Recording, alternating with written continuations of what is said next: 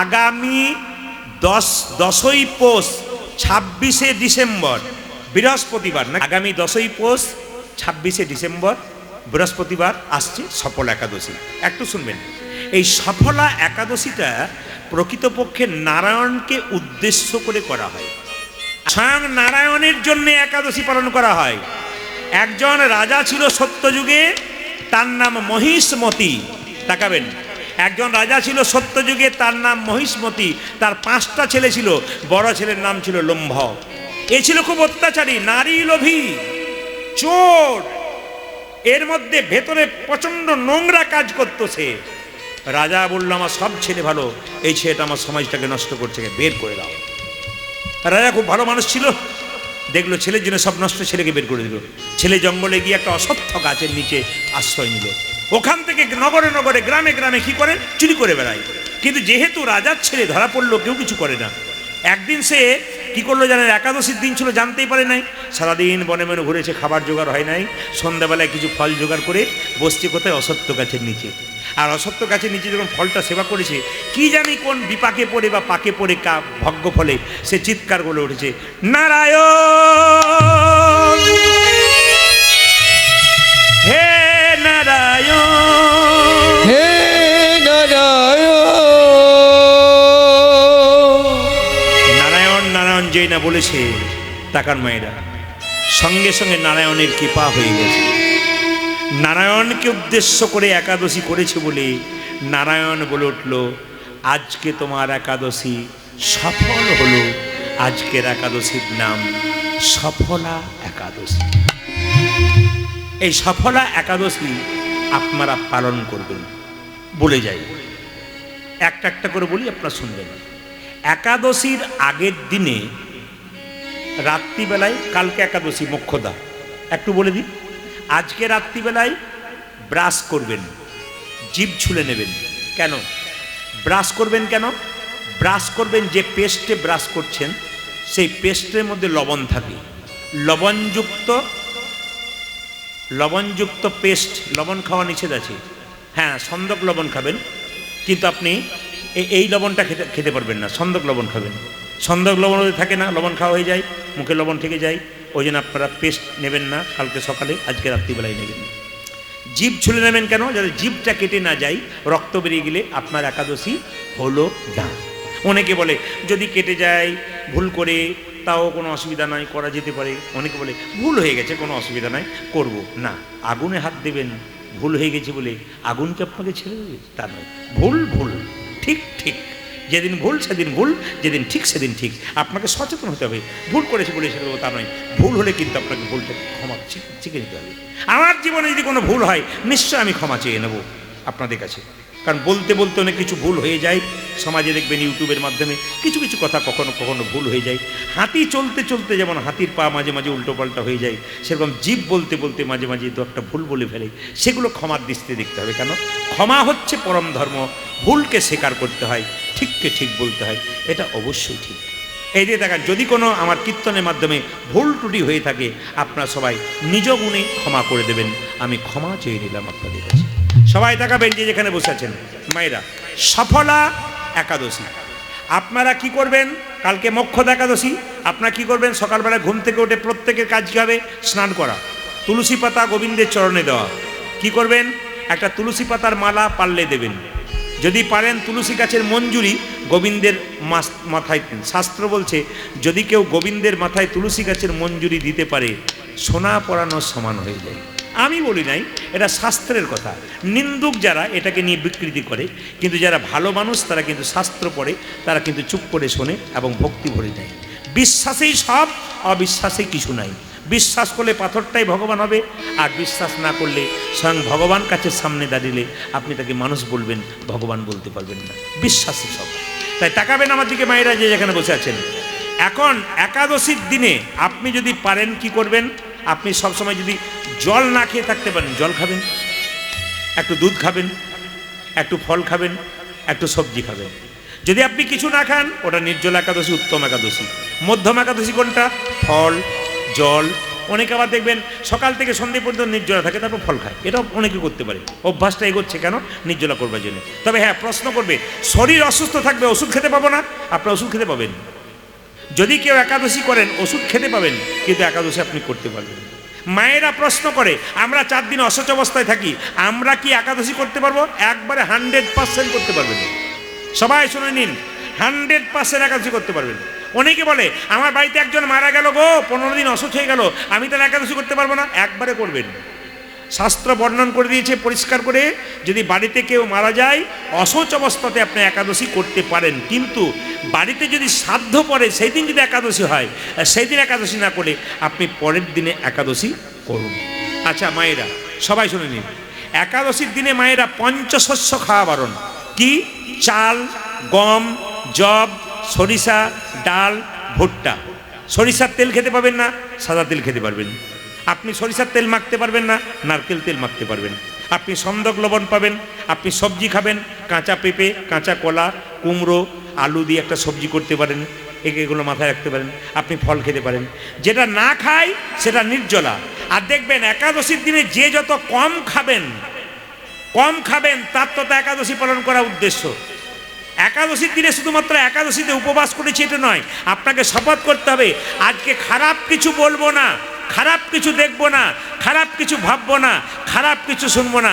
আপনার শুধু উপবাস নয়, আপনাকে প্রতিজ্ঞা করতে হবে। একাদশী শুধু উপবাস নয়, একাদশী প্রতিজ্ঞার দিন বটে। আপনাদের কাছে নিবেদন রইল, যে যেখানে বসে আছেন একাদশী করুন, আপনার জীবনকে সফল করুন। অনেকে আবার বলে হ্যাঁ গো আটা খাওয়া যায় না, আপনি অন্ন বারণ করছেন, আটা খাওয়া যায় না। দেখুন মহাপ্রভু মা সচির কাছে বলেছিল, মা আমাকে কথা দাও, কি একাদশীর দিনে অন্ন খাবে না, আমাকে কথা দাও। সচী মাতা বলেছিল, কথা দিলাম বাবা, আমি একাদশীর দিনে অন্ন বর্জন করলাম। তাহলে অনেকে প্রশ্ন করবেন, স্বয়ং মহাপ্রভু বলেছে একাদশীর দিনে অন্ন বর্জন করা, তাহলে আমরা অন্ন বর্জন করব, রুটি রুচি খেতে পারবো না কেন? কিন্তু পদ্মপুরাণ যদি আপনারা পড়েন পরিষ্কার করে লেখা আছে পঞ্চশস্যের মধ্যে পাপ লুকিয়ে থাকে। একাদশীর দিনে যে পঞ্চশস্য খায় তার মধ্যে পাপ থাকে। পঞ্চশস্য কি? আমি আগেই বললাম, চাল থেকে যা তৈরি, গম, চাল, গম, যব, সরিষা, ভুট্টা, এর থেকে কিন্তু আপনার পাপ লুকিয়ে থাকে। তাই পাপকে আপনারা নেবেন না, আপনার সংসার ভালো করুন। অনেক জায়গাতে অনেক বাচ্চা ছেলে তার মাকে বলছে আমি একাদশী করবো। কোথায় শুনলি? প্রদীপবাবু বলেছে, কোনো অসুবিধা নেই, আমি তো খেতে পাবো, আমি তো একাদশী করব। আপনার একাদশী করুন, আপনারা ভালো থাকুন। সবাই মিলে একাদশী মহারানী কি মহাপ্রভু শিখিয়েছে, তুমি করো, অন্য যেন করতে পারে তার চেষ্টা করো, অবজ্ঞা করো না। জগাই মাথাইকে কোলে কোল দিয়ে উদ্ধার করলো, অভক্তকে ভক্ত করলো, কাজীকে উদ্ধার করলো। যার এত কৃতিত্ব তার আমি ছাত্র হয়ে আমি কি করলাম? আমার আচরণটা আসল। মহাপ্রভু শিক্ষা দিলেন কি? আপনি আচরি ধর্ম অপরে শেখায়, আপনি না আচরিলে অপরে শেখানো না যায়। মহাপ্রভু ওটা শেখায় নাই। আমি আপনাদের বলে রাখি, যে যেখানে বসে আছেন আগামী দিন যারা একাদশী করবেন বা একাদশী করতে চান, আমি তাদেরকে বলতে চাই, একটু শুনে নেবেন। দেখুন, শরীরের মধ্যে রোগ বাসা বাঁধবে না। ডাক্তারবাবুরা বলছেন ফাস্টিং করো, ফাস্টিং। তার মানে কি? একটু উপবাস করতে শেখো, শরীর ফিট থাকবে। যারা সিনেমার নায়ক নায়িকা আছেন, যাদের 50 বছর বয়স, দেখলে কত মনে হয় ঠিক যেন 30 বছর বয়স। কেন? আপনারা ভাবছেন আপনাদের মতো রাস্তায় কি ওই পাঁপড় ভাজা ফাস্টফুড খায় না? ওরা কি এত এত খায় না, খুব হিসাব করে চলে। আর হিসাবে খায় কেন? নিজেকে ফিটনেস রাখবার জন্য। তা গোবিন্দের সেবাতে নিজের দেহকে লাগাবেন। যদি ফিটনেস না রাখেন, সাধুগুরু বৈষ্ণবের কাছে শিখে নিন গিয়ে কিভাবে ফিট রাখতে হয়। কেন বলুন তো? আপনার বয়স 50 বছর, আপনি লাঠি ধরে নিচ্ছেন। বৈষ্ণবের বয়স 75, উনি হেঁটে হেঁটে যাচ্ছেন। কেন? জানতে শিখেছে, চলতে শিখেছে, জীবনকে বুঝতে শিখেছে। জীবন বুঝুন কীর্তন শুনবার আগে। জীবনকে পরিবর্তন করুন, মনুষ্যত্ব লাভ করুন, নিজেকে ফিট রাখুন গোবিন্দ সেবার জন্য। শরীর যদি রোগগ্রস্ত হয় তাহলে গোবিন্দ সেবা করবেন কি করে? কেন? আপনার শরীরে তো ব্যথা, বেদনা, যন্ত্রণা, আপনি কৃষ্ণ বলবেন কি করে? আপনি তো দুঃখে বলবেন, কাতরাবেন, তা নয়, এমনভাবে বলবেন আপনার আনন্দময় শরীর দেখে আরেকজনের যেন আনন্দ জেগে যায়। এই জন্য আপনি একাদশী করুন। সফলা একাদশী, আমি একাদশী কথা একটু আপনাদের বলে দিই। একাদশী 12 মাসে 24টা হয়, 15 দিন পর পর একবার হয়। মুসলিম সমাজে দেখবেন 30টা রোজা রাখা হয়, দেখবেন ভোর 4টায় খাই, সন্ধে 6টায় খাই, কিন্তু সারাদিন জল তো দূরে কথা, থুতু পর্যন্ত গেলে না। আর আমাদের একাদশীতে এও নিয়ম আছে, যদি নির্জলা করতে পারেন তাহলে উত্তম একাদশী, যদি নির্জলা না করতে পারেন তারও কিন্তু বিধান দেওয়া আছে। কি আছে? আপনি সকালবেলায় ঘুম থেকে উঠবেন, ভগবানের চরণে পুজো করবেন, প্রণাম করবেন, একটু ফল সেবা করতে পারবেন, যদি পারেন একটু সবজি সেবা করতে পারবেন, যদি পারেন অনেকে আবার সাবুদানা ভিজিয়ে একটু দুধ দিয়ে কলা দিয়ে খায়। তাহলে আপনি তো খেতে পাচ্ছেন শুধু ভাত মুড়ি বাদ দিয়ে, তাহলে আপনি সব কিছু খেতে পাচ্ছেন কিন্তু একটা একাদশী করতে পাচ্ছেন না। তাহলে আপনি ধর্ম করবেন কি করে? স্বয়ং ভগবানের দেখুন 7টা বার আছে, এই 7টা বারের মধ্যে রবিবার, সোমবার, মঙ্গলবার, এগুলো প্রত্যেকটা বার আছে। রবিবার সূর্যদেবের বার, মঙ্গলবার, বুধবার, একটা করে বার আছে। কিন্তু ভগবানের বার কোন দিন বলুন তো? যেদিন একাদশী সেদিনটা ভগবানের বার। আচ্ছা বেশ, ঠিক আছে, 12 মাসে 24টা একাদশী। যদি কেউ না করতে পারেন বাছাই একাদশী করুন। কত আর সংক্ষিপ্ত করবে? আর কত মহাজনরা সংক্ষিপ্ত করবে? আমরা কলেজে পড়তাম, তখন ইতিহাসের নোট মাস্টারমশাইরা দিত, 10টা দিলাম 5টা কিন্তু পড়বে, 5 20 100 100 নম্বরের।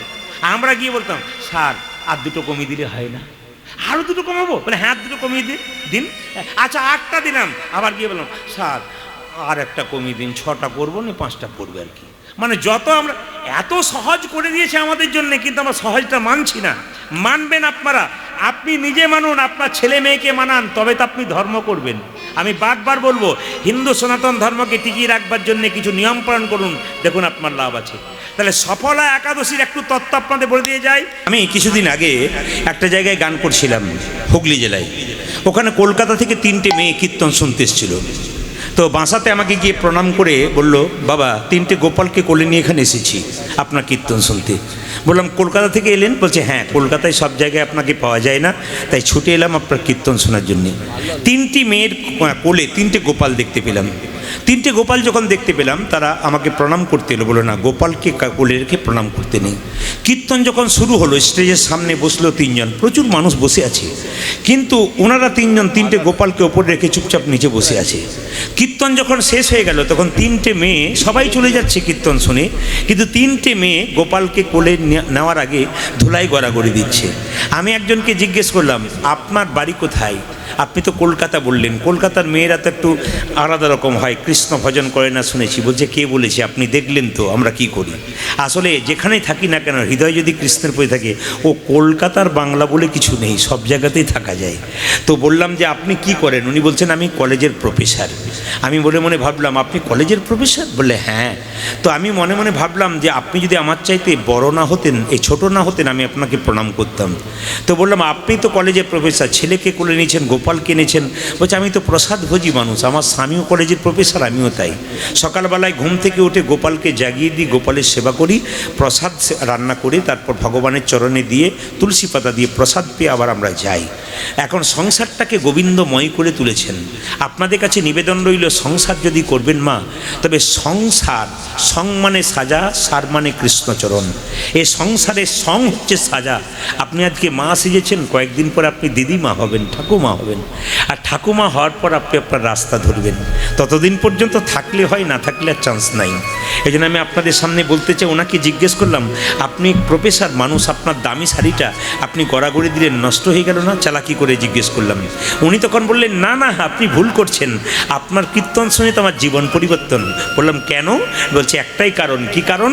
বলছে একদিন কীর্তন শুনছিলাম, আপনি বলছিলেন যে মা, আপনার স্বামীর যদি 10টা কাপড়ের দোকান থাকে, একটাও কিন্তু শ্মশানের চিতাতে দেবে না। আপনি যেমন এসছেন তেমন যাবেন। শাড়ি যদি চিতা পর্যন্ত না যায়, আর শাড়ি যদি আমার দেহে না থাকে, শাড়ির কি দাম আছে দাদা? এই দেহটাকে একটু নেতাই গৌর হরি বল বলে তুলতে গড়া। সঙ্গে সঙ্গে সঙ্গে সঙ্গে আর একটা মেয়েকে, হ্যাঁ শুনে নিন, আর একটা মেয়েকে জিজ্ঞেস করলাম আপনি কি করেন? একটা মেয়েকে জিজ্ঞেস করলাম আপনি কি করেন? উনি বললেন আমি তো দাঁতের ডাক্তার, আমার স্বামীও তাই। বাহ বাহ, আচ্ছা, আরেকটা মেয়েকে জিজ্ঞেস করলাম, খুব কম বয়স, 18-20 বছর, তুমি কি করো? বলছে আমি বিউটি পার্লারের কাজ করি। বললাম আমিও তো বিউটি পার্লারের কাজ করি। উনি তো খুব আনন্দ পেলেন, প্রদীপবাবু আপনি কীর্তন করেন আবার বিউটি পার্লারের কাজ করেন? বলে হ্যাঁ গো। বলে কেমন বিউটি পার্লার? আমি বললাম তুমি তো বিউটি পার্লারের কাজ করে মেয়েদের বাইরেটা সুন্দর করার চেষ্টা করো, আর আমি হরিনাম নামক বিউটি পার্লারের কাজ করে ভক্তের হৃদয় মন্দিরটাকে সুন্দর করার চেষ্টা করি। হরি বল, হরি বল। যদি তাই হয় তবে এই বিউটি পার্লারে আসুন। ওই বিউটি পার্লারে যাবেন কি না যাবেন সেটা আপনার ব্যক্তিগত ব্যাপার। আধুনিক যুগ এসেছে, মেয়েদের সাজতে হবে, আপনারা সাজেন, সে কথা ভালো। আমি বাধা দেবো না বা আমি বলবো না আমার কথা শুনে আপনারা করবেন বা করবেন না কেন, সেটা আলাদা কথা। কিন্তু আমি বলতে চাইছি আপনার ভেতরটা ভালো করুন। আমি একটা কথা বলতে চাই, কিছু মনে করবেন না। আপনারা গঙ্গা স্নান করেন সবাই, যদি বলুন হ্যাঁ না না। আর গঙ্গা স্নান করে আপনাদের মনে কি ভাব জাগে বলুন তো? আপনারা মনে মনে ভাবেন গঙ্গা স্নান করা মানে আমার দেহ পবিত্র হলো। হ্যাঁ গো, দেহটা পবিত্র হলো, ভেতর কিন্তু হলো না। একটা প্রমাণ দিয়ে দিই। আপনি গঙ্গাতে স্নান করতে গিয়ে 1 বোতল নোংরা জল একবারে ছিপিটাকে লাগিয়ে নোংরা জল ওই বোতলটার ভেতরে ঢুকিয়ে গঙ্গা জলের নিচে 7 দিন রেখে দিলেন। 7 দিন পরে যখন বোতলটা তুলবেন দেখবেন বোতলের বাইরেটা পরিষ্কার হয়েছে, কিন্তু সেই নোংরা জলটাকে কিন্তু বোতলে আপনি পান করতে পারবেন না। জল যেমনকার তেমন নোংরা হয়ে যাবে। তাই বাইরেটা শুধুমাত্র স্নান করে পরিবর্তন করা নয়, ভেতরের যে নোংরা প্রবৃত্তি আছে ওটাকে আগে পরিষ্কার করো, তবে গঙ্গা জলে স্নান করে আপনার লাভ আছে। এ বাবা, মুর্শিদাবাদের কাঁদির লালা বাবার কথা শুনলে চমকে যাবেন। কত টাকার মালিক তিনি, আপনি কোথায় আছেন, উনি কোথায় আছেন? উনি কি করেছিলেন? উনি সব কিছু ত্যাগ করে বাসনায় আগুন দিতে হবে বলে সোনার পালঙ্ক ত্যাগ করে যমুনার নদীতে কি করেছিল না, বালির উপরে শুয়েছিল আর কৃষ্ণ কৃষ্ণ বলে কেঁদেছিল। চৈতন্য যেদিন তোমার জাগবে সেদিন কিন্তু সব হবে। মায়েরা, আপনাদের কাছে নিবেদন রইল, যে যেখানে বসে আছেন কীর্তনের শেষে কিছু করেন আর না করেন, যদি পারেন লোকে দেখে কি বলবে এ কথা ভাবলে কিন্তু ধর্ম হবে না। পাছে লোকে কি বলে, আপনি গড়াগড়ি দেবেন ধুলোতে। যদি না পারেন, এখন প্রেস্টিজের ব্যাপার যদি আপনার থাকে, কিচ্ছু করার দরকার নেই। যেখানটাতে বসেছেন সেই জায়গার মাটিটা একটু মাথায় নিন, ব্যাস মাথায় নিয়ে উঠবেন, মাথায় নিয়ে বসবেন। গৌর গোবিন্দের কৃপা তো আপনার অবশ্যই হবে। আপনি কাউকে জ্বালাচ্ছেন সংসারে, বারবার জ্বালাচ্ছেন, সে কিচ্ছু বলছে না। জ্বালাচ্ছেন জ্বলতে জ্বলতে, তার ভেতর থেকে শেষ কথাটা যেটা বেরিয়ে যাবে আপনার উপরে, সেটা অভিশাপ হয়ে যাবে। যদি কেউ কষ্ট পেতে পেতে কষ্ট যন্ত্রণের কথা একবার জোর করে মুখ থেকে বলে দেয়, ভগবান তার কথা শুনতে পেয়ে। তাই ভক্তের অভিশাপ আপনারা নেবেন না। ভক্ত সহজে অভিশাপ দেয় না, কিন্তু দিলে কিন্তু আপনার পার পাওয়া যায় না। এই দিয়ে তাকাবেন, ভগবানের ডান দিকে যে চরণ, এই চরণে নুপুর ছিল, বাঁ দিকে একটা চরণে নুপুর ছিল। মায়েরা শুনবেন ভালো করে, ভগবানের চরণের দিকে তাকাবেন। আচ্ছা আপনারা বলুন তো মায়েরা, ভগবানের চরণ ভালোবাসেন না বদন ভালোবাসেন? জোরে বলুন, কোনটা ভালোবাসেন? আমি জোরে শুনতে চাই। ক্যামেরা হচ্ছে, ক্যামেরা কিন্তু অনেক দূর পর্যন্ত যাবে, বিশ্বের মানুষ দেখবে। জোরে বলুন, আপনাদের চরণ না বদন? কেন বদনটা কালো বলে পছন্দ হয় না? আসলে তা নয়, চরণ না ধরলে বদনে পৌঁছানো যায় না। তাকাবেন মায়েরা, এই চরণের দিকে যখন তাকাবেন তখন দেখবেন ভগবানের ডান চরণের যে নুপুর তা কিন্তু একটু ছোট, আর বাম চরণের নুপুর সে কিন্তু একটু বড়। তাকাবেন, এই বাম চরণে কি আছে? বাম চরণে আছে গুরুদেব, আর ডান চরণে কি আছে? শিষ্য। একটু জানা দেখে নেবেন যে এই যে ভগবানের চরণের নুপুর, এই নুপুরটার নাম কি? কর্ণমণি। কর্ণমণি, আরেকজন নাম কি ছিল? বিশ্বাবসু মুনি। গুরুদেবের নাম ছিল বিশ্বাবসু, আর শিষ্যের নাম ছিল কর্ণমণি। আমার দিকে তাকাবেন, এই কর্ণমণি কেন গোবিন্দের চরণে নুপুর হলো একটু আপনাদের বলে যাই। ত্রেতা যুগে রামচন্দ্র 14 বছর যেন বনবাসে গেল, সীতাকে হারিয়ে রামচন্দ্র যখন কাঁদছে, তাকাবেন মায়েরা, এই কর্ণমণি পূর্বজন্মে ব্যাং ছিল গো। এই কর্ণমণি শেষে কি হলো? পায়ের নুপুর। কি করে হলো? তাকাবেন, ত্রেতা যুগে রামচন্দ্র 14 বছর বয়সে, 14 বছর তিনি গিয়েছিলেন কোথায়? বনবাসে গিয়েছিলেন। 14 বছর বনবাসে ছিলেন। তিনি যখন সীতাকে হারালেন, হারানোর পরে সীতা সীতা বলে যখন কাঁদছে, রামচন্দ্রের চোখ থেকে জল পড়ছে। যখন জল পড়ছে, চোখ থেকে জল পড়ছে, মাটিতে রক্ত। লক্ষণ বলছে, দাদা তোমার চোখ থেকে জল পড়ছে, মাটিতে রক্ত কেন? রামচন্দ্র ধনুকে হেলান দিয়েছিল, দেখছে চোখ থেকে জল পড়ছে, মাটিতে রক্ত। ধনুরটাকে যখন উঠিয়েছে তখন দেখে একটা ব্যাঙ চাপা পড়েছে। ব্যাঙটাকে হাতে তুলে রামচন্দ্র বলল, হ্যাঁ রে ব্যাঙ, তোকে যখন চাপা দিলাম তখন তুই চিৎকার করলি না কেন বাবা? তবে তো তোর মৃত্যু হতো না। ব্যাঙটা বলছে, প্রভু বিপদে পড়লে সবাই ভগবানকে ডাকে, আর স্বয়ং ভগবান যদি মারে তবে আর কাকে ডাকবো? হরিবল হরিবল। বিপদে পড়লে যদি ভগবানকে ডাকে, বিপদে পড়লে ভগবানকে ডাকে, ভগবান যদি মারে আমি কাকে ডাকবো? কে তুই? আমি ব্যাঙ। পূর্বজন্মে আমি কর্ণম মুনি ছিলাম। ব্যাঙ কেন হলি? গুরু অভিশাপ। আমার গুরুদেবের নাম ছিল বিশ্বাবসু মুনি। আমি তার চরণ সেবা করতে করতে আমার নখের আঁচর তার শরীর লেগে গিয়েছিল। আমাকে অভিশাপ দিয়েছিল, ওরে কর্ণমণি, তুই আমার চরণ সেবা করতে করতে আমার শরীরে আঁচর দিলি নখের, অভিশাপ দিলাম তোর ব্যাঙ কুলে জন্ম হোক। সেদিন আমি কেঁদে কেঁদে বলেছিলাম, অভিশাপ যদি দিলে আমায় ব্যাঙ কুলে জন্ম হোক, আশীর্বাদ দাও মৃত্যুটা যেন ভগবানের চরণে। গুরুদেব বললেন, অভিশাপ যেমন দিলাম তোর ব্যাঙ কুলে জন্ম হোক, আশীর্বাদ দিলাম তোর যেন গোবিন্দ চরণে মৃত্যু হোক। স্বয়ং ভগবান রামচন্দ্র হাতে ব্যাঙটাকে নিয়ে বলছে, ব্যাঙ তুই তো মরবি, তোর তো গুরু অভিশাপ আছে। আশীর্বাদে তুই, অভিশাপে তুই কি করেছিস? ব্যাঙ হয়েছিস। আশীর্বাদে তুই মরবি, কিন্তু আমার চরণে মৃত্যুর আগে তুই বল তোর শেষ ইচ্ছা কি? প্রভু আমি আমার জন্য কিছু চাই না, আমার গুরু কৃপার জন্য আমি ব্যাঙ হয়েছি, আর ব্যাঙ হয়ে তোমার কাছে আসতে পেরেছি। যদি দিতে হয় আমার গুরুদেবকে তোমার চরণে একটু ঠাঁই দিয়ে দাও। ভগবান বললেন, তুই যখন গুরুর জন্য এত চাইলি, আমি আশীর্বাদ করলাম, আগামী পরে আমি যখন কৃষ্ণ হব, তুই কর্ণমুনি হবি আমার ডান চরণের নুপুর, আর তোর গুরুদেব বিশ্বাবসু মুনি হবে আমার বাম চরণের নুপুর। এই জন্য গুরুদেব যেহেতু বাম চরণে ছিল, ওই জন্য বাম চরণের নুপুরটা একটু বড় ছিল, আর শিষ্য যেহেতু ডান চরণে ছিল, নুপুরটা একটু ছোট ছিল। আপনার ব্যবহার আপনার পরিচয়। ব্যবহার ভালো করতে গেলে টাকা পয়সা খরচ হয় না। রাধে রাধে। ব্যবহার ভালো করতে গেলে ব্যক্তিত্বের দরকার আছে। ব্যবহার ভালো করতে গেলে বিবেকের দরকার আছে। আমার দিকে তাকাবেন, যে যেখানে বসে আছে, ভালো ব্যবহার করুন। রামকৃষ্ণদেব বলেছেন, তোমার বাড়িতে কেউ যদি যায়, দুটো মিষ্টি জল দিতে পারো না পারো, দুটো মিষ্টি কথা কিন্তু বলবে, এতেই খুশি। আপনার বাড়ি গেলাম, থালা থালা মিষ্টি দিলেন, মুখটা বাংলার পাঁচের মতো করে দিলেন, মিষ্টিগুলো তো অমৃত মনে হলো না, বিষ মনে হলো। তাই আমি আপনাদেরকে বলতে চাই, কে কতদিন বাঁচতে এসছেন, যদি কারো ভেতরে এখনো পর্যন্ত কালীয় নাগ আছে, একটা কাজ করুন, একাদশী পালন করুন। হরে কৃষ্ণ। গোষ্ঠে গিয়ে কালীয় নাগকে একটু দমন করবে। বেশ ছোট্ট করে বলে রাখি, একটু ছোট করে কাহিনীটা বলে দিই আপনাদের মায়েরা। বৃন্দাবনে কৃষ্ণ একটা সাপের মাথায় চেপেছিল। জোরে বলুন হা না না, জোরে বলুন। যিনি ঘুমাচ্ছেন তিনি বলুন। যে ঘুমাচ্ছে সে বলছে, বেটা খালি আমার দিকে তাকিয়ে আছে। না না, এ তো আমার স্বভাব। কেন? মাস্টারমশাই বক্তৃতা রাখতে রাখতে আসলে যে ঘুমায়, যে কি করছে ওই দিকে তাকায়। আরে আমি 10,000 15,000 মানুষকে দেখতে পাই কে কি করছে। আপনারা যে যেখানে দাঁড়িয়ে আছেন, আমি একবার ক্যামেরা ঘোরাচ্ছি, আমার ক্যামেরা, আমি দেখতে পাচ্ছি কে কোথায় কি করছেন। একটু মন দিয়ে শুনুন। যে সাপের মাথায় চেপেছিল, সাপটার নাম ছিল কালীয় নাগ।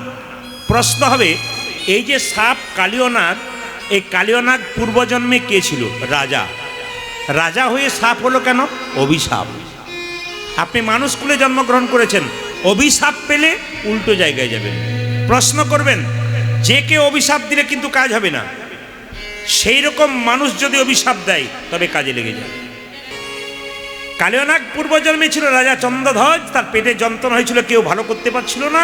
একজন বললেন, কবিরাজ আছে, সে কিন্তু আপনার পেটের যন্ত্রণা ভালো করতে পারে। কবিরাজের কাছে গেল, কবিরাজ বলল, রাজা আপনার কাছে ওষুধটা আছে। বলে, কোথায়?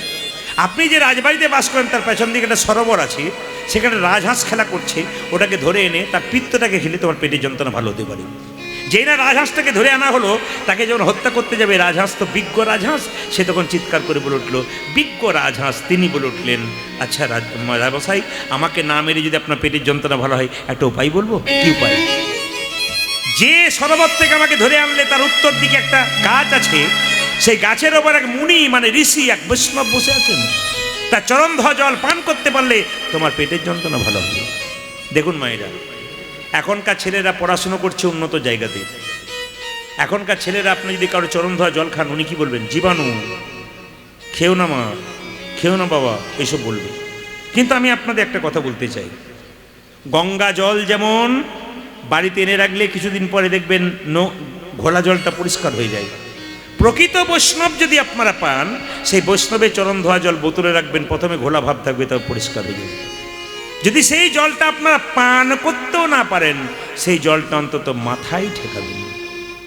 আমি বারবার বলবো, যদি মনে হয় কারো যে সেই জল আমি পান করব না, আপনি এক কাজ করবেন, সেই জলটা মাথায় ঠেকাবেন। শুনে রাখুন, এই জল যখন আপনি মাথায় ঠেকাবেন তখন কি হবে? বৈষ্ণব যদি প্রকৃত হয়, আশীর্বাদ আপনার মাথায় অবশ্যই অবশ্যই লাগবে। তাকাবেন কি? রাজা চন্দ্রধ্বজ বৈষ্ণবকে বিয়ে বলল, মুনিবর আপনি আপনার চরণটা বাড়িয়ে দিন। ডান পাটা গিয়ে দিল, পুঁজার রক্ত, ছি, এই জল আমি পান। মুনিবর, ডান পায়ে পুঁজ রক্ত, বাঁ পায়ে গিয়ে দাও। যে না বাঁ পায়ে গিয়ে দিয়েছে, পুঁজ রক্ত তো রয়েছে, তার সঙ্গে ছোট ছোট পোকা কিলবিল কিলবিল করছে, ছি, এই জল আমি পান করতে পারবো না।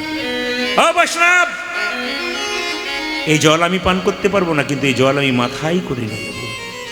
স্বয়ং পরম বৈষ্ণবের চরণ ধোয়া জল মাথায় করে নিয়েছিল। সঙ্গে সঙ্গে তার স্ত্রীকে যখন দেখালো, তখন স্ত্রী দুজন ছিল, রাজা চন্দ্রধ্বজের দুজন স্ত্রী ছিল। স্বামী, জল পান করতে পারলে না, এই জল আমাদের দাও, আমরা পান করব। দুজন স্ত্রী যখন পান করলো, রাজা ক্রোধান্বিত হয়ে ছুটেছে, মুনিবর ক্রোধান্বিত হয়ে ছুটেছে, বললো, রাজন, এ তুমি কি করলে? আমার চরণ ধোয়া জলকে তুমি অপমান করলে, আমি তোমাকে অভিশাপ দিলাম, তোমার সর্পকুলে জন্ম হোক। যে তুমি খল প্রবৃত্তি করেছো, খল মানে চালাক। সাপের আরেক নাম খল। কেন? রাস্তায় চুপ করে বসে থাকবে, ঝুপটি মেরে পেরিয়ে গেলে সেরকম সাপ আছে, ছবল মারবে। খল খল খল, তোমার খল কুলে সাপ কুলে জন্ম।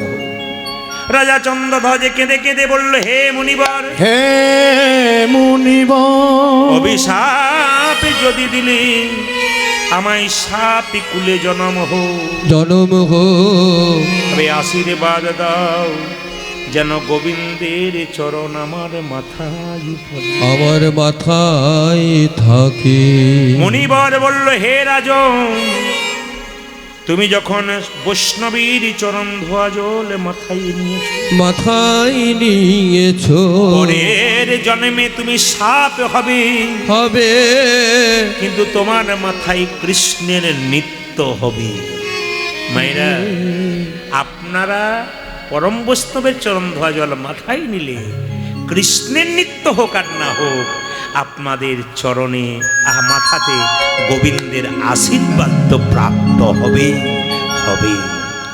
এই কালীয়নাগ পরে, এই রাজা চন্দ্রধ্বজ পরের জন্মে কালীয়নাগ রূপে জন্মগ্রহণ করলেন। পদকর্তা বর্ণনা করলেন, কালিন্দির একদহে কালী নাগ তাহের। ও কালিন্দির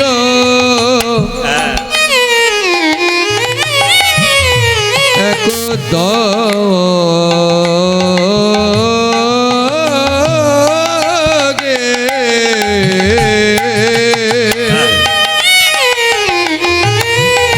কালীনাগ তাকে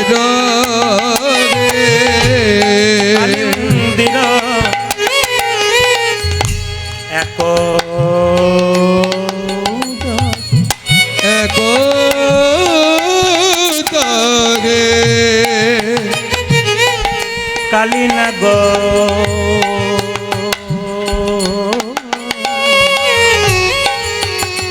তাহে রহে। আমার কানে দিল এক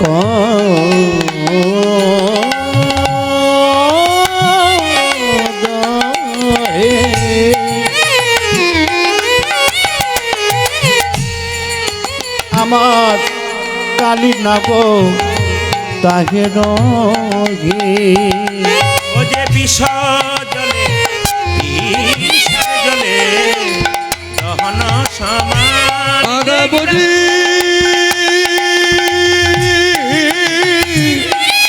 বিষ জলে বিষ জলে দহন সমান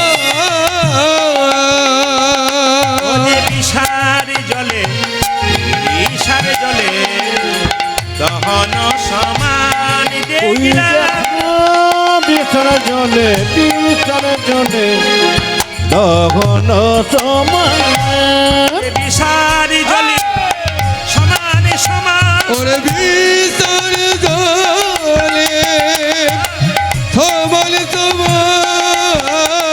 সেই পথ দিয়ে কোনো পশু পাখি যদি উড়ে যায় তার অবস্থা কেমন হয় দেখুন মায়েরা তাহারয়ু পরে বাই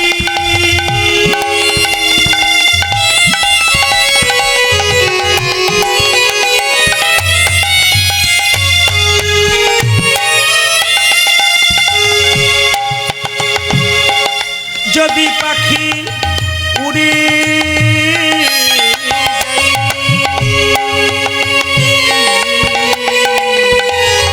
ওগো তাহা জয়গু পদে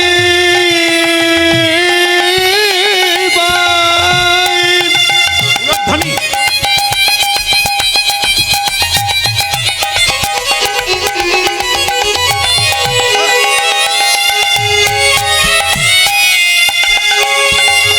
যদি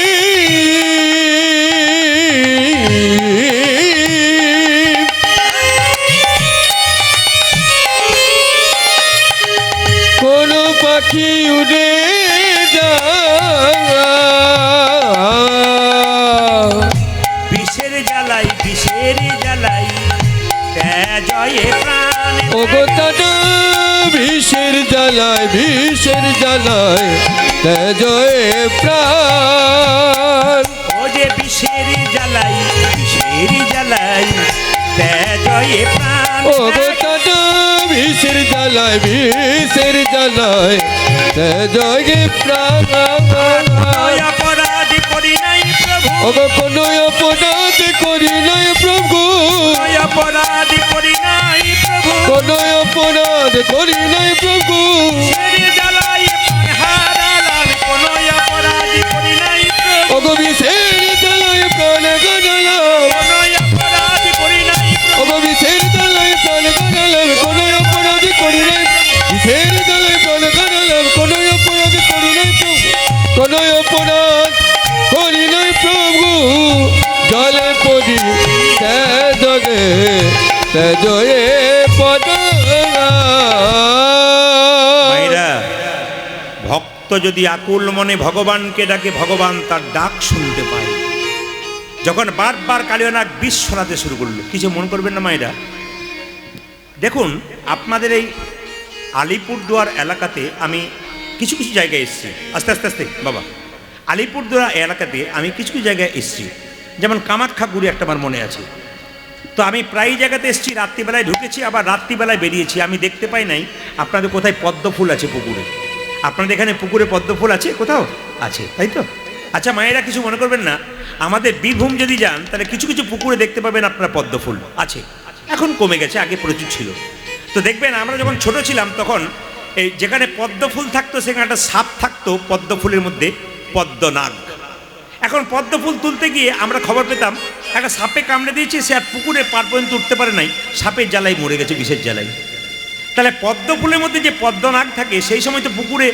গরু বাছুর জল খেত না মানুষও তো জল খেত এখন খায় না তখন তো খেত তা তখন জলটা বিষ হলো না আর কালিয়ানাগ যে জলের মধ্যে রইল সেই জলটা বিষ হলো কেন তত্ত্ব আছে কুরুক্ষেত্রের যুদ্ধে কৃষ্ণ জয়লাভ করার পর সবাইকে সব কিছু দিলেন কালিয়ানাগকে ডেকে দিয়ে বলল প্রভু আমাকে উদ্ধার করো ভগবান শ্রীকৃষ্ণ তার কথায় কর্ণপাত করলেন না কালিয়ানাগ মনে মনে ভাবলো প্রেম করে তোমার সঙ্গে কেউ যদি না পায় তোমার সঙ্গে শত্রুতা আরম্ভ করব। এমন করলো মায়েরা এমন বিষ ঢালতে শুরু করলো যে বিষের জ্বালায় পাখিগুলো ছটফট করে আর ছটফট করার সময় মৃত্যুর আগে কেঁদে কেঁদে বলে প্রভু বৃন্দাবনে জন্মগ্রহণ করলাম গাছের ফল খেলাম আর নদীর জল পান করলাম। এত কষ্ট কেন আমাদের? তোমার বৃন্দাবনে থেকে যদি এত কষ্ট হয়, ভক্তের আর্তনাদ ভগবান শুনতে পেলেন। কালীয়নাথ, তুই আমার ভক্তকে এত কষ্ট দিচ্ছিস, যারা দেখাচ্ছি। মায়েরা প্রত্যেক দিন গোবিন্দ গোচারণে যায়, কিন্তু আজকে তিনি গেলেন না। আজকে তিনি গেলেন, কেন গেলেন?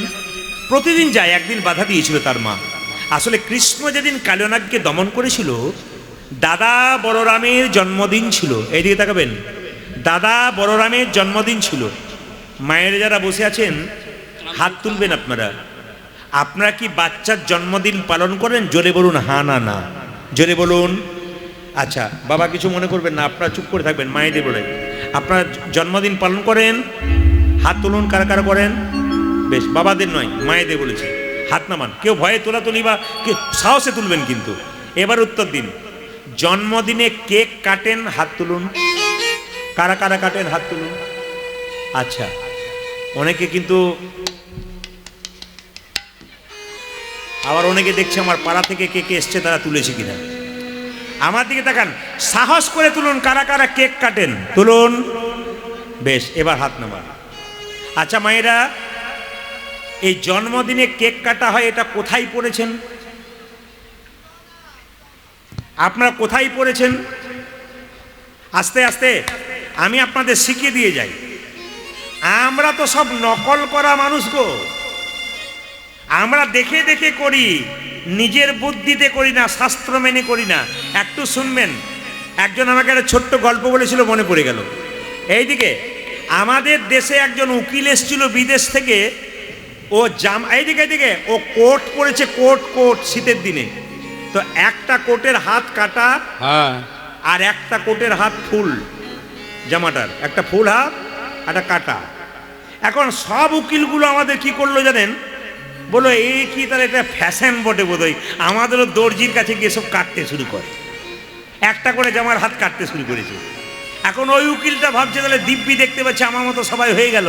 এখন কিছুদিন পরে, 2 বছর পরে, ওই উকিলটা দেখছে আবার ফুল হাতা জামা পরছে।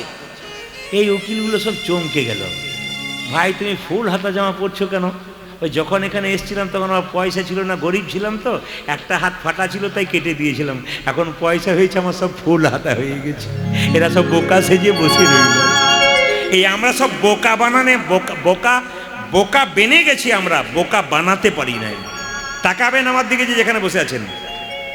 ও মায়েরা, আপনার বাচ্চার জন্মদিনে কেক কাটা এটা খ্রিস্টানদের রীতি, এটা আমাদের নয়। আপনি যিশু খ্রিস্টের জন্মদিনে আপনারা কি করছেন? কেক কাটছেন। জোরে বলুন হ্যাঁ না না, কাটছেন না? বড়দিন পালন করছেন, করবেন অবশ্যই। কেন? মান্যতা করতে হয়। কিন্তু যিশু খ্রিস্টকে যেমন মানছেন, সেরকম আপনারা মানুন। মহাপ্রভু কবে জন্মদিন হলো এটা কেউ জানতে পারলো না, বাচ্চাকে জানাতে পারলো না। এর চাইতে দুঃখের আর কি রইল?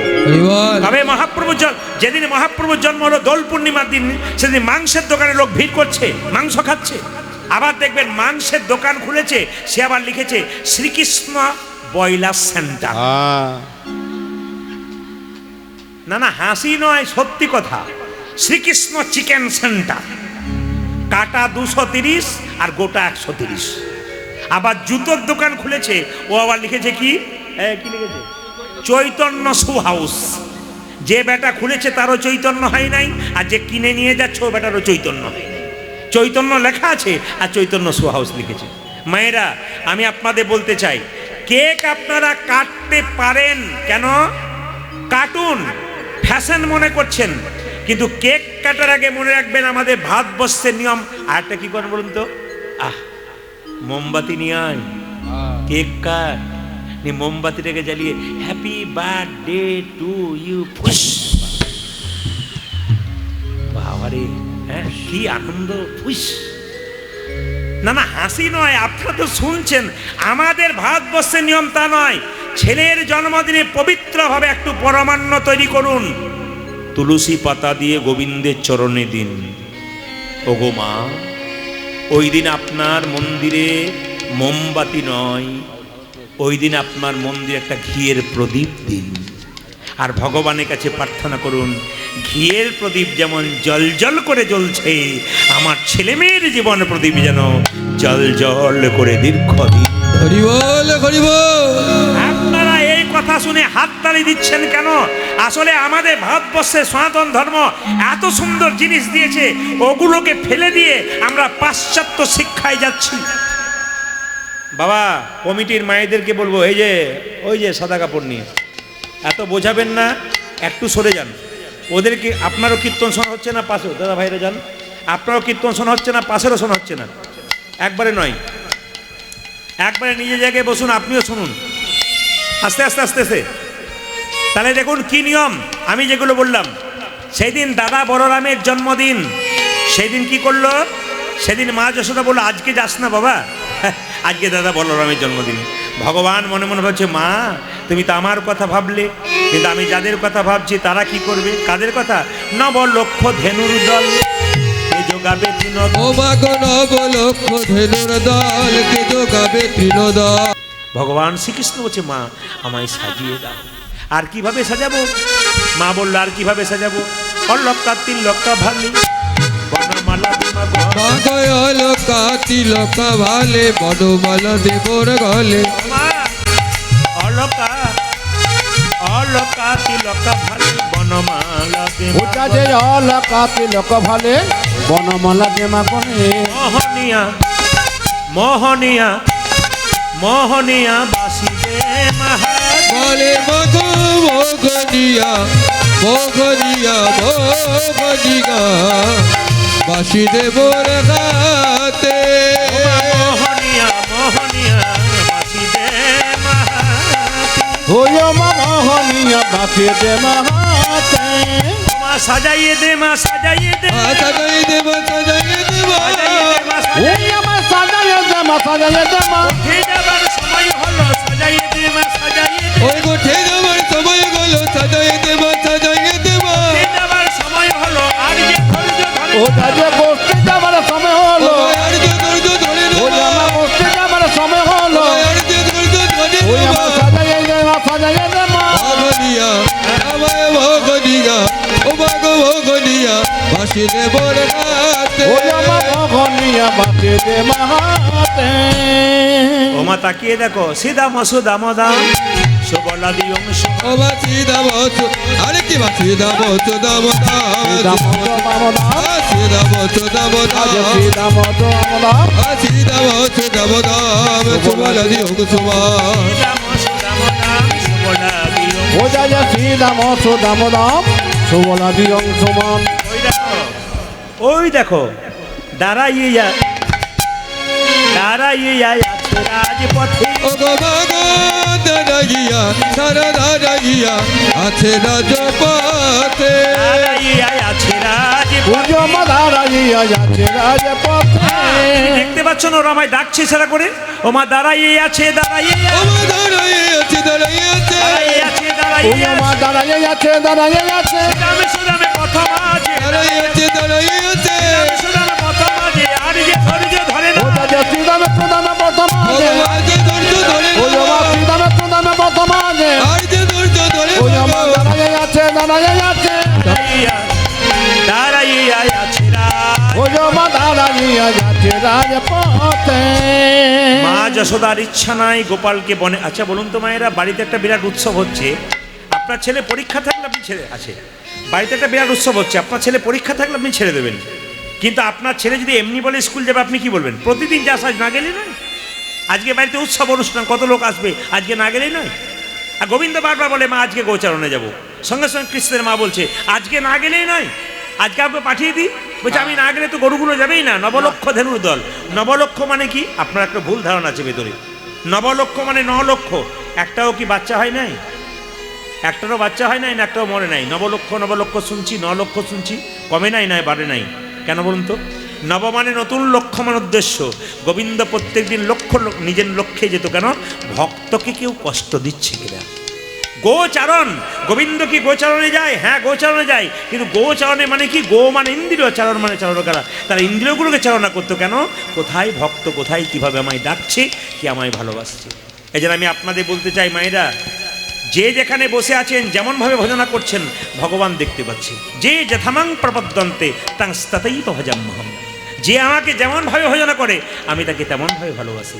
আপনি ভগবানকে যেমন ভালোবাসবেন, যতটা সময় দেবেন আপনাকে ভগবান ততটা সময় দেবেন। যে যথামাং প্রপদ্যন্তে, যে আমাকে যেমনভাবে ভালোবাসবে আমি তাকে তেমনভাবে ভালোবাসবো। এই জন্য ভগবানকে ভালোবাসতে শিখুন, দেখুন জীবন আপনার ধন্য হয়ে যাবে। নন্দরানী গোপালকে কোলে নিয়ে সাজাচ্ছে। ওগো নন্দরানী কৌতূহলী আমার গোপাল এলো, ইয়া কোলে বলে বাগ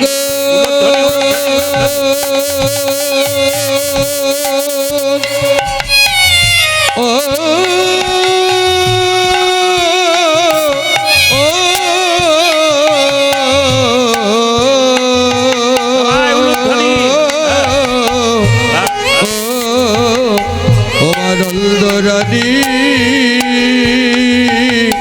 কত গালে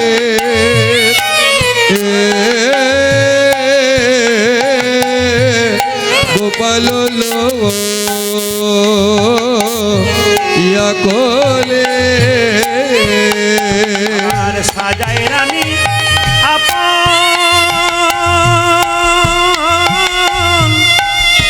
আপন মন সাধে সাজায় আপন মন সাধে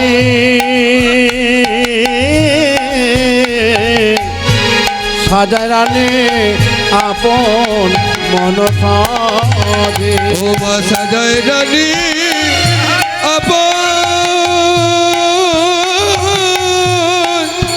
আপন মন সাধে সাজায় রানী আপন মন সাধে গো সাজায় রানী আপন মন সাধে বলে সাজায় দেয় সাজায় দেবা সাজায় দেয়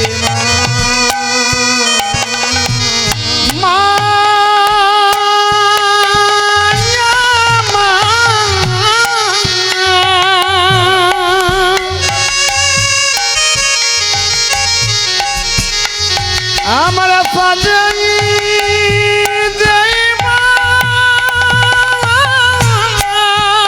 ও যে নিজ গোপালকে কোলে লইয়ে সাজায় দেয় ও নিজ গোপালকে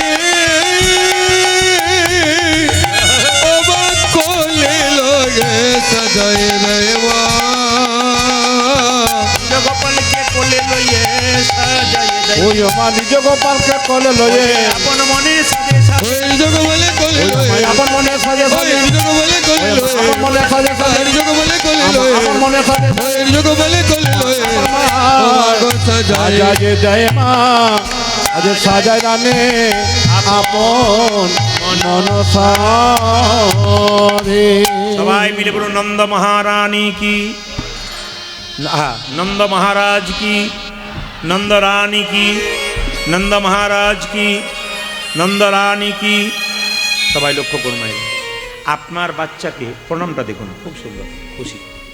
আচ্ছা মায়েরা, আপনার বাচ্চাকে আপনি সাজাবেন, কিভাবে সাজাবেন?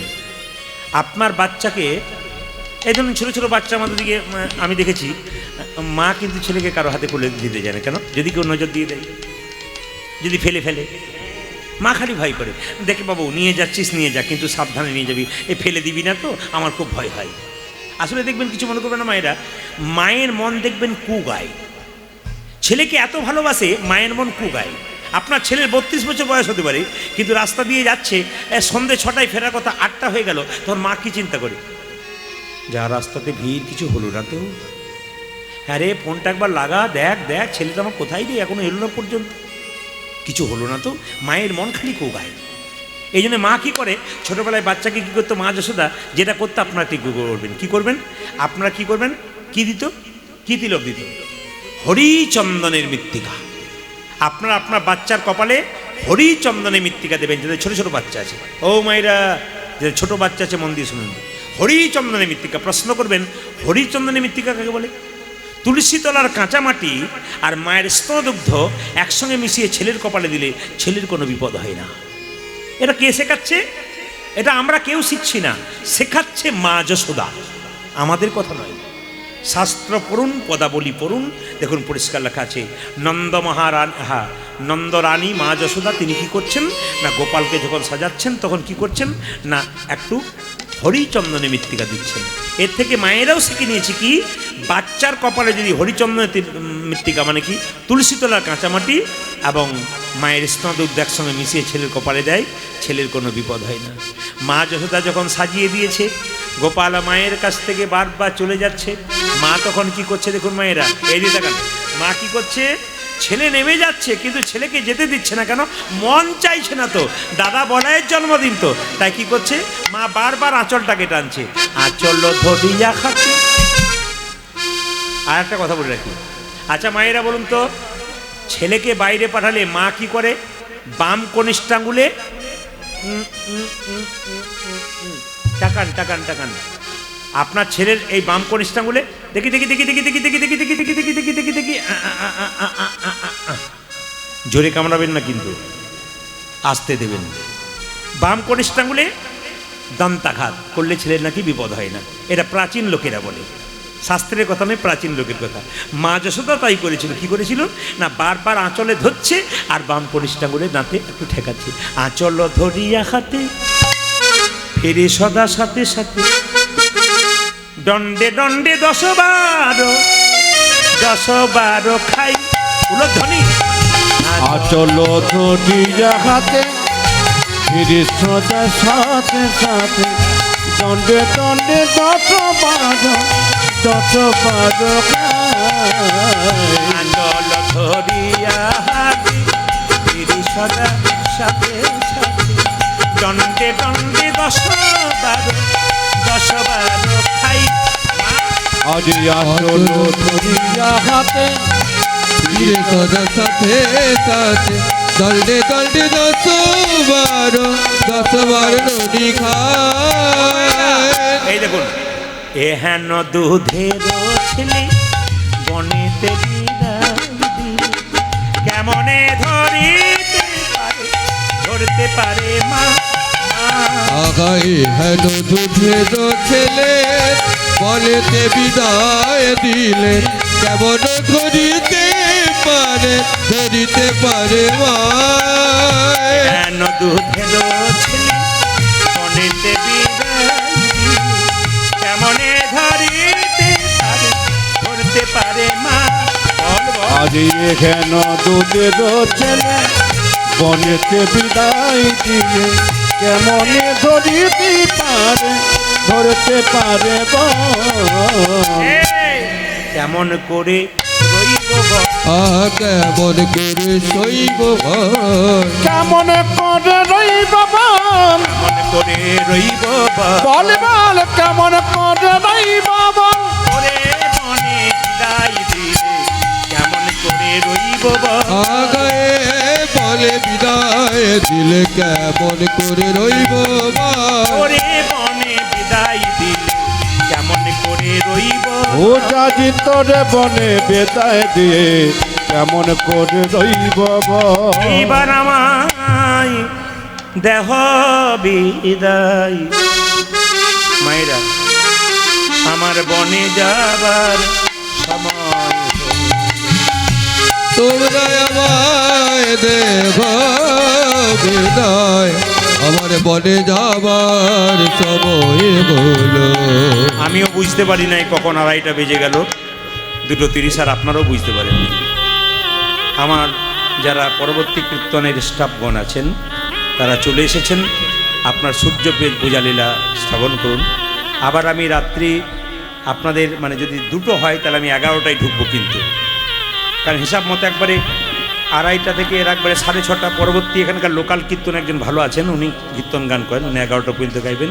আমি 2টো পর্যন্ত গিয়ে আমাকে যদি 10:30টায় ডেটটা করলে আমার ভালো হয়, কারণ আমি অনেক ট্রেন ধরে আমাকে অনেকটা যেতে হবে আর কি, এই জন্য আমাকে একটু এগিয়ে গেলেই ভালো হয়। তা আসুন 10:30টাকে লক্ষ্য করে যাই আমরা সবাই মিলে। এইবার আমায় দেহ বিদায়, আমার বনে যাবার সময়। এইবার আমায় দেখো বিদায়, বনে যাবার সময় হলো। সগায় মম গমদানি সরে করে সব উলধ্বনি মায়েরা, উলধ্বনি। সদানি সরে কমগরে মগরে মগরে সব ধনি ধনি তর ধনি ধনি ধনি ধ মদ মগ মগরে তদ গম ধনি তর তদ এইবার আমায় রেগো বিদায়, আমি তব দামে সুদাম। মায়েরা আপনারা বিচলিত হবেন না, কারণ পরবর্তী দল উঠছে, আমি সময় নেব না, এইখানেই রাখবো। আমি গোষ্ঠে পাঠিয়ে দিলাম ভগবান শ্রীকৃষ্ণকে। আসুন, সূর্য পূজা লীলা হবে, সময় নেব না। আপনারা বিচলিত হবেন না, পরবর্তী দলের কীর্তন গান শ্রবণ করুন, অবশ্যই শ্রবণ করুন। আসুন আমরা এইখানটাতেই রাখবো, কারণ ওদেরকে দাঁড়িয়ে রাখা মানে আমার পক্ষে ওটা খুব অন্যায় কাজ।